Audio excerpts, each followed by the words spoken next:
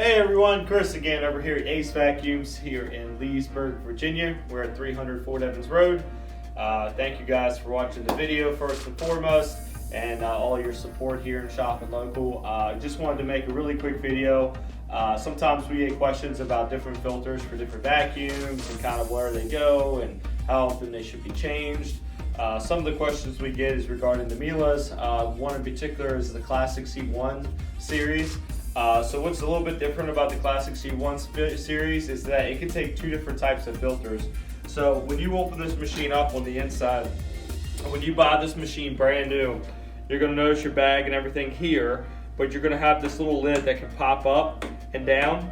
So what that actually does is when you buy a box of bags, it's going to say 4 bags and 2 filters.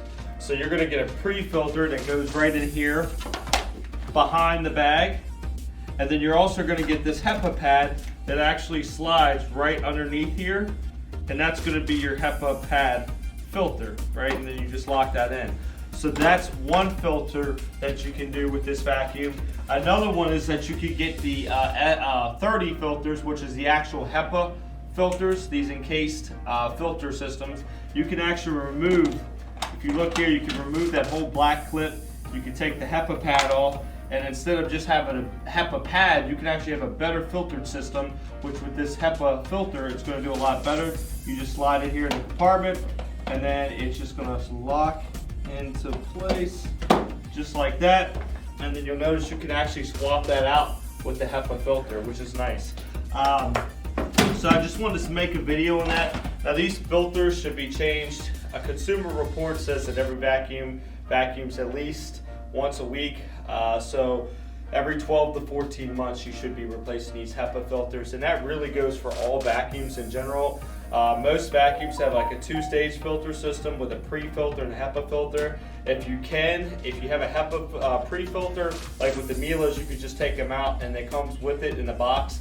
You could just cut it to size and pop it in. For like the Sharks, the Dysons, Bissells, Hoovers, if you have a pre-filter, make sure you clean that off like every few months, because that takes the brunt of all the dust, dirt, and allergens. So just shake that off, vacuum it off if you can. You use a brush or anything to clean it off, and then replace that filter when you do the other one as well to help prolong the life of it.